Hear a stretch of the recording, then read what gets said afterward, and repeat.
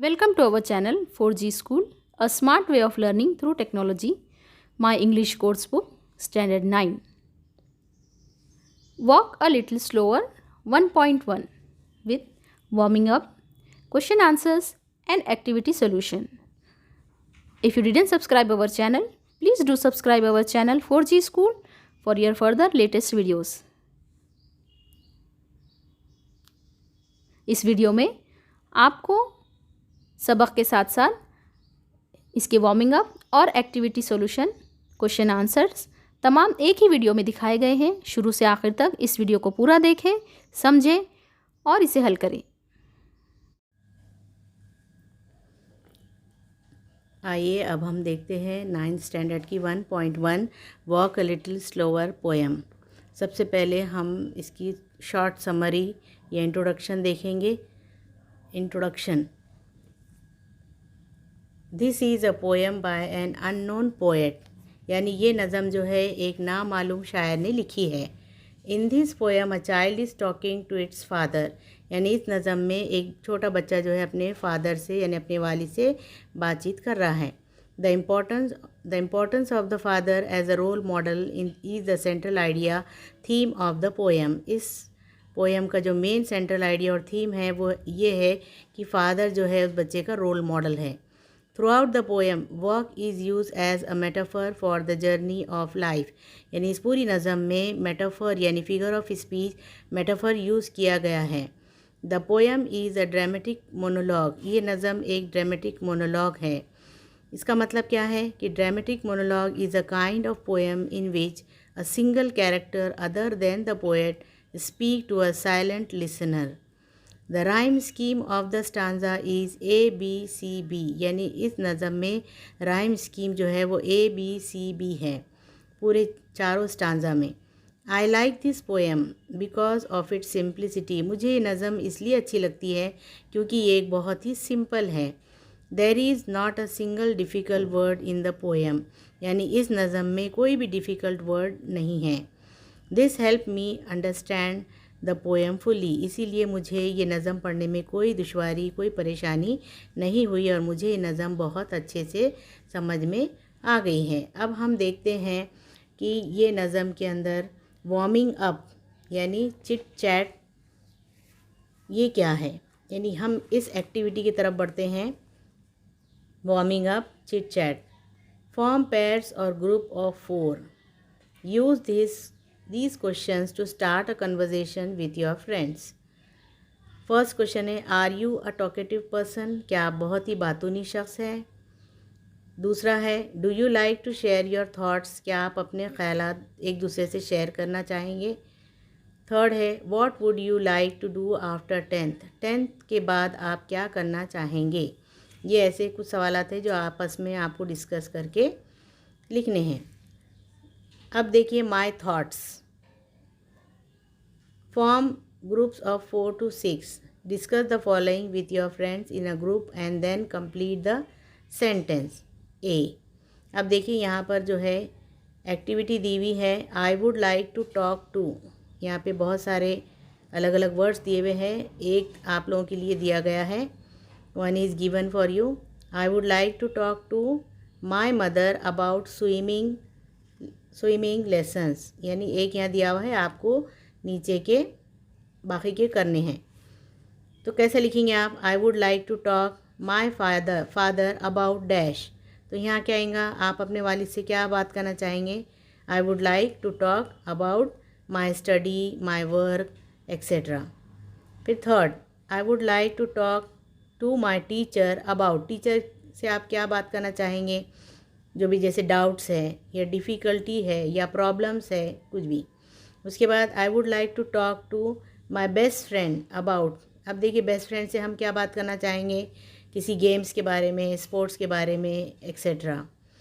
उसके नेक्स्ट है, I would like to talk my grandparents about, देखिए grandparents से हम क्या क्या बात करना चाहेंगे, देयर हेल्थ, यानी उनकी हेल्थ या उनका एक्सपीरियंस एक्सेट्रा।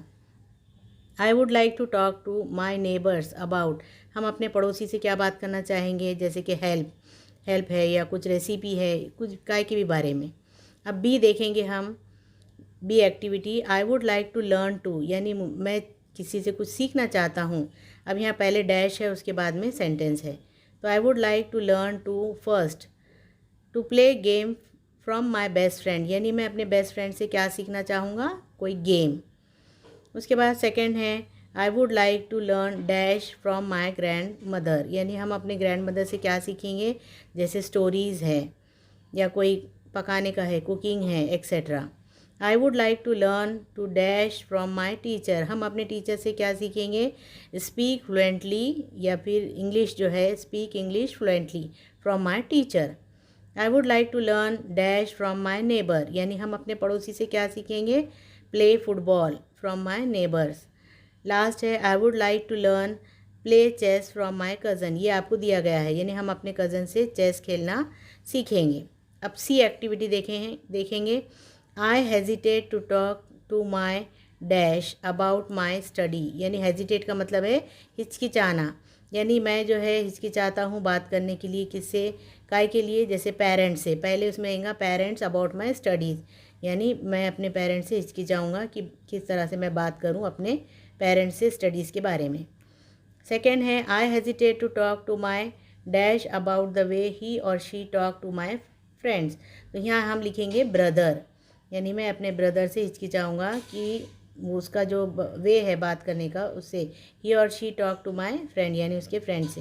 थर्ड है I hesitate to talk to my dash about what I would like to do in future, यानी फ्यूचर में क्या करना चाहेगा वो बताने से हिचकिचाता है, तो यहाँ पर हम लिखेंगे क्लासमेट। आप यहाँ पे फ्रेंड भी लिख सकते, किसी शख्स का, किसी फ्रेंड का नाम भी लिख सकते। I hesitate to talk to my dash about how I spend my holidays, तो यहाँ लिखेंगे हम फादर। उसके बाद I hesitate to talk to my dash about my favourite movies, यानी हम अपने फेवरेट मूवीज़ के बारे में हिचकिचाएंगे बात करने के लिए, किससे, सिस्टर से, यानी बहन से। उसके बाद लास्ट है I hesitate to talk to my dash about the thing I want to buy, यानी कि मैं हिचकिचाऊँगा बात करने से, किससे, वो चीज़ जो मैं ख़रीदना चाहता हूँ, तो वो फ्रेंड्स। अब हम जो है नज़म पढ़ेंगे। Walk a little slower, walk a little slower daddy, said a little child so small, walk a little slower daddy, said a little child so small. I'm following in your footsteps and I don't want to fall. Walk a little slower, daddy, said a little child so small. Sometimes your steps are very fast, sometimes they are hard to see. So walk a little slower, daddy, for you are leading me. Walk a little slower, daddy, said a little child so small. Someday when I am all grown up, you were what I want to be. Then I will have a little child who will want to follow me. Walk a little slower, daddy, said a little child so small. And I would want to lead just right and know that I was true. So walk a little slower, daddy, for I must follow you. Walk a little slower, daddy, said a little child so small. Walk a little slower, daddy, said a little child so small. आइए अब देखते हैं इस नज़म का लफ्ज़ी तर्जुमा। इसमें लफ्ज़ी तर्जुमा और इसके शायर के ख़याल में थोड़ा कुछ फ़र्क आएगा। हम पहले सिर्फ लफ्ज़ी तर्जुमा देखते हैं कि ये नज़म एक नामालूम शायर ने लिखी है, जिसमें एक छोटा बच्चा अपने वालिद से कह रहा है कि वो अपनी ज़िंदगी में थोड़ी आहिस्ता रफ्तारी से चले, क्योंकि वो उनके तर्ज़ अमल को इख्तियार करना चाहता है। कभी कभी उनके वालिद बहुत जल्द फ़ैसले लेते हैं, या फिर वो जो काम करते हैं वो उन्हें नज़र नहीं आता, इसीलिए वो इल्तिजा कर रहा है कि आप थोड़ा आहिस्ता रवी से चलिए। ज़िंदगी में कभी ऐसे हालात आएंगे कि उसके वालिद जो चाहते हैं वो बन जाएगा, और साथ ही साथ वो बड़ा हो जाएगा। उस वक्त उसके भी हो सकता है कि बच्चे हों और उसके बच्चे उसे फॉलो करना या उसे इख्तियार करना चाहेंगे। इसीलिए वो आज की ज़िंदगी से ही सही रास्ते को चुनना चाहता है और सच को अपनाना चाहता है। इसीलिए वो अपने वालिद से गुजारिश कर रहा है कि आप आहिस्ता रवी से चलिए, क्योंकि मुझे आपके तर्ज़ ज़िंदगी, आपके तर्ज़ अमल को इख्तियार करना है। जैसे कि आपने देखा कि अभी जो है हमने नज़म सुने जिसके ऑथर जो है वो अननोन है, यानी नामालूम शायर। अब हम साइड के जो क्वेश्चंस हैं वो देखेंगे। What would happen if the child try to walk fast, why? Answer, if the child try to walk fast,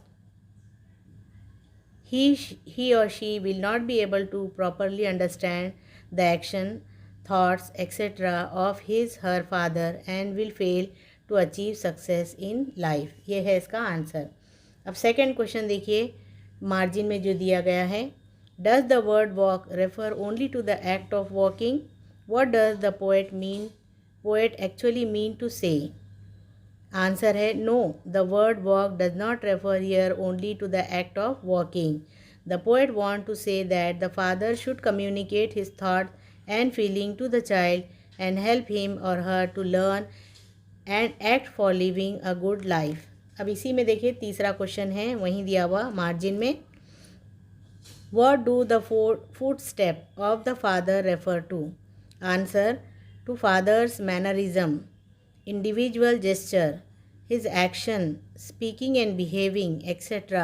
that make a person successful in life. अब देखिए लास्ट क्वेश्चन दिया हुआ है मार्जिन में, number 4. What qualities of your parents, elders would you like to adopt? कौन सी आप जो है पेरेंट्स की या बड़ों की क्वालिटी अडॉप्ट करेंगे? उसका आंसर है their noble thoughts and action, ability, kindness, discipline, hard work, honesty, etcetera. ये सब चीज़ें जो हैं हम अपने पेरेंट्स से अडॉप्ट करेंगे. अब हम देखेंगे English workshop. First, English workshop number 1, read the poem allowed. आपको क्या करना है, ये पोएम को दोबारा घर में ज़ोर से पढ़ना है. Second, put the word given in the brackets in a proper blanks. Number first A, the dash is talking to its dash. तो देखिए यहाँ पे दो ऑप्शन दिए हुए, फादर और चाइल्ड. तो आपको यहाँ पर लिखना है the child is talking to its father. Second B, the dash is leading and the dash is following. Option दिए हुए हैं फादर और चाइल्ड. तो आपको लिखना है यहाँ पे द फादर, पहले कॉलम में father, the father is leading and the child is following. C, someday the dash will become a dash. Option है फादर चाइल्ड. तो सी में क्या लिखेंगे हम, someday the child will become a father. Number D, the dash does not wish to fall while following its dash. Option है father और child. तो आपको यहाँ इसका आंसर आएगा the child does not wish to fall while following its father. अब देखेंगे हम नंबर सेकेंड, यहाँ पे दिया हुआ है, find and right pairs of rhyming words from the poem, words that appeared at the end of the line. अब देखिए नज़म की आखिरी लाइन में जो वर्ड्स होते हैं वो राइमिंग वर्ड्स होते हैं, उसको हमको जुड़ा के लिखना है. जैसे कि स्मॉल की जोड़ी है फॉल, नंबर सेकेंड में और फोर्थ में है स्मॉल फॉल. उसके बाद है सी मी, उसकी जैसा बी और मी, ट्रू और यू. उसके बाद number third, the meaning of the word in the following pairs show that they are related. जैसे कि daddy oblique father is equal to child. Second है फॉलो, उसके बाद है लीड, फॉलो का लीड. तो आपको क्या करना है, यहाँ पर इस तरह के वर्ड्स बनाने हैं. Find 5 more pairs of related words. आपको 5 और बनाना है जो ऐसे वर्ड से रिलेटेड है. एग्जाम्पल, जैसे यहाँ एग्जाम्पल दिया और टीचर और डैश है, तो वहाँ पे लिखना है टीचर के साथ स्टूडेंट. अब डॉक्टर है तो डॉक्टर के साथ पेशेंट. उसके बाद गिव वर्ड दिया हुआ है तो गिव का हम लिखेंगे टेक. ओनर, ओनर का servant. Come, go, easy, difficult. ऐसे वर्ड आपको और बनाने हैं. Number 4, the child in the poem request his father to walk slower. यानी इस नज़म में बच्चा जो है अपने फादर से रिक्वेस्ट करता है कि to walk slower. Here the poet implies that the child want to understand his father's action better. वो इसलिए वॉक स्लोअर कह रहा है क्योंकि उसको अपने फादर्स के जो एक्शन हैं वो उसको समझना है। The child would like to act the same way but want the father to be more understanding toward the child's need. What is implied in the following lines. अब देखिए यहाँ पे ABCD 4 दिए हुए हैं, आपको क्या करना है, ये चारों के आंसर्स लिखना है। जैसा नंबर 1 A जो है,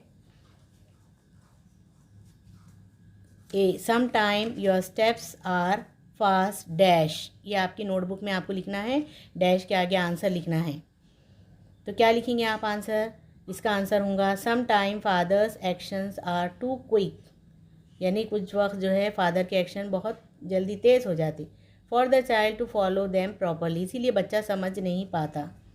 B some time your steps are hard to see dash. अब दूसरा सवाल ये है, अब इसका आंसर क्या लिखेंगे, some time the action of the father are so difficult that the child can't understand observe and act accordingly, यानी उसके फादर के एक्शन जो है वो कभी कभी इतने डिफ़िकल्ट हो जाते हैं कि बच्चा समझ नहीं पाता। Third C I would want to lead just right dash. अब देखिए इसका आंसर क्या होगा, the child is grown up now, यानी अब बच्चा ग्रोन अप हो गया, बढ़ गया है, and want to guide correctly in the journey of life, ये है इसका सी का आंसर। अब D and know that I was true. The grown up answer, the grown up child is confident about his opinion judgement and action in his life, he was correct and sincere like his father, यानी अब वो grown up हो गया है, उसके अंदर confidence आ गया है कि वो जो उसने अपना ओपिनियन लिया है, जजमेंट लिया है एक्शन का, कि वो भी अपने फादर की तरह जो है एक सक्सेसफुल बन गया है और सिंसियर हो गया अपने फादर की तरह। अब हम देखेंगे number 5, using your own ideas frame 3 sentences that show continuous action, यानी आपको क्या करना है, यहाँ पर अपने ओन आइडियाज़ यूज़ करके 3 सेंटेंस बनाना है जिसमें ऐसे वर्ड बनाना जिसमें कंटिन्यूएशन एक्शन आना, यानी काम जारी है। एग्जाम्पल एक दिया हुआ है, यू आर लीडिंग मी, ये लीडिंग जो है ING वाला वर्ड ये बताता है कि काम जो है ज़माने हाल में जारी है, यू आर लीडिंग मी। अब हमें 3 सेंटेंस बनाने हैं, जैसे कि यहाँ पे एक बनाया हुआ है, he is making us laugh, यानी मेकिंग अस लाफ यानी वो हमें हंसा रहा है। Second, my younger sister was helping me in my study, मेरी छोटी बहन मुझे पढ़ने में, स्टडी में हेल्प कर रही है। Third, she is playing with me, वो मेरे साथ खेल रही है। प्लेइंग जो है ये काम जारी है, ज़माने हाल में काम जारी है। तो ये हो गए 3 सेंटेंसेस। अब लेंगे हम number 6, using your own ideas frame at least 3 sentences that show future action और स्टेट, यानी अब आपको यहाँ पर और जो है अपने आइडियाज़ यूज़ करके और 3 सेंटेंस बनाना है जिसमें ये बताना है कि आप फ्यूचर एक्शन बता रहे हैं, यानी ज़माने मुस्तक़बिल के जुमले बताना है आपको, फ्यूचर एक्शन। एग्जाम्पल यहाँ 2 दिए हुए हैं, हु विल, ब्रैकेट में लिखा हुआ है हु विल, ये हु विल जो है ये शॉर्ट फॉर्म है, इसका लॉन्ग फॉर्म इसको इस तरह पढ़ेंगे, who will. Want to follow me, कौन मुझे फॉलो करेंगे यानी फ्यूचर टेंस। सेकेंड है when I am all grown up, देखिए आई एम शॉर्ट फॉर्म दिया हुआ है, पढ़ेंगे उसको I am. When I am all grown up, कब हम बड़े होंगे। हमको 3 सेंटेंस और फ्रेम करना है। यहाँ नंबर 1 है when I am in standard 10, कब हम 10th में जाएंगे, future action. Second, who will want to participate in the quiz competition, किसको क्विज़ कंपटीशन में पार्टिसिपेट करना है। हु विल वांट, किसको जो है पार्टिसिपेट करना है। Third, who will want to help me, कौन मेरी मदद करना चाहेंगे।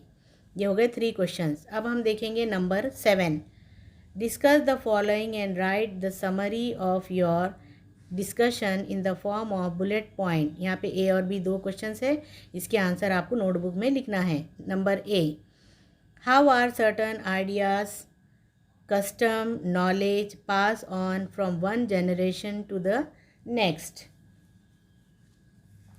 इसका आंसर देखिए लिखना है हमको, किस तरह से हम अपने आइडियाज़, अपने नॉलेज जो है एक जनरेशन से दूसरे जनरेशन तक पहुंचाएंगे। तो इसके इस तरह से आंसर लिखना है, with the help of many books, या फिर बाय द सोसाइटी, या फिर know to them through celebration of festival etcetera.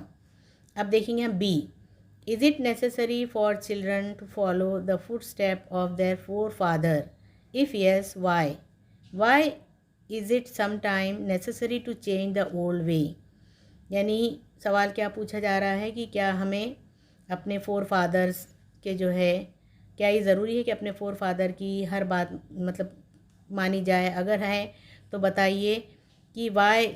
और एक तीसरा सवाल है, why is it sometime necessary to change the old way, हमें हम पुराने जो रस्म व रिवाज हैं वो क्यों छोड़ देना चाहिए। उसका जवाब है, because of its importance in life and the moral values it involves. उसके बाद है, have to accept good modern ideas, यानी पुराने जो तखियानुसी ख्यालात हैं हमें उसे छोड़ देना चाहिए और हमें साइंस और जो फैक्चुअल है उसे देखना चाहिए।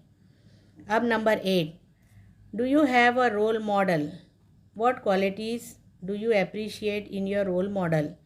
आपका कोई रोल मॉडल है क्या, और अगर है तो उसकी कौन सी ऐसी क्वालिटी है जो आप अप्रिशिएट कर रहे हैं एज ए रोल मॉडल। तो देखिए इसका आंसर यहाँ पर लिखा है, yes my mother is my role model, यानी हम अपने मदर को अपना रोल मॉडल समझते हैं, वो हमारी रोल मॉडल है। अब क्या क्वालिटीज़ है उसकी, the qualities I appreciate in her are compassion, punctuality, honesty, hard work, confidence and discipline et cetera. और भी बहुत सारी क्वालिटी आप यहाँ पर जोड़ सकते हैं। अब लीजिए number 9 question, think of an occasion when you did not like the decision action of your family members but realize that on that they were right, write about it in 5 to 8 lines। देखिए आप ज़रा सोचिए, कोई ऐसा मौका या कुछ ऐसा डिसीजन या एक्शन आपके फैमिली में, जैसे कि उन्होंने कुछ डिसीजन लिया है और आपको ऐसा लग रहा है कि वो गलत है, और कुछ देर के बाद आपको पता चलता है कि नहीं, उन्होंने जो डिसीजन लिया वो बिल्कुल सही था। तो ऐसे इस पर आपको 5 से 6 लाइन लिखना है। जैसे कि यहाँ पे इसका आंसर होगा, When I was in standard 6, जब मैं 6ठी जमात में था, the whole class is going to trip, यानी पूरी क्लास ट्रिप पे जा रही थी। My family didn't allow me to go, मेरी फैमिली ने मुझे परमिशन नहीं दी जाने के लिए। Suddenly at the time, समझो उस वक्त, suddenly I fell sick at that time, यानी उस वक्त मुझे अचानक मेरी तबीयत ख़राब हो गई। I realized that family members decision was right, यानी मुझे तब पता चला कि मेरे फैमिली मेम्बर्स जो है वो जिन्होंने डिसीजन लिया ये मुझे नहीं भेजने का, वो बिल्कुल दुरुस्त था। अब देखिए number 10 question last, within 2 minutes write as many phrase or sentence as you can using a little. यहाँ पे एक चार्ट दिया हुआ है अ लिटिल, और उसके यहाँ पे कुछ सेंटेंस दिए हुए, आपको इसके अलावा ऐसी अ लिटिल लिखकर दूसरे वर्ड्स बनाने हैं। जैसे यहाँ क्या दिया हुआ, अ लिटिल का अ लिटिल लेटर, फिर उसके बाद a little higher, a little to the left, just a little, और उसके बाद है वेट अ लिटिल लॉन्गर। आपको क्या करना है, अपनी नोटबुक में एक ऐसी ही बनाना है वेब चार्ट, जैसे अ लिटिल लिखना है और ये वर्ड्स हटा के दूसरे वर्ड लिखना है। जैसे कि यहाँ पे दिए हुए हैं answer, a little effort, a little while ago, walk a little slower, अपनी ही नज़म का नाम, wait a little smaller, a little confuse, ऐसे वर्ड आपको लिखना है। तो चलिए ये हो गई हमारी यहाँ तक पूरी एक्टिविटी कंप्लीट। अब नज़म को एक बार पढ़िए और पूरे सवाल जवाब अपनी नोटबुक में हल कीजिए।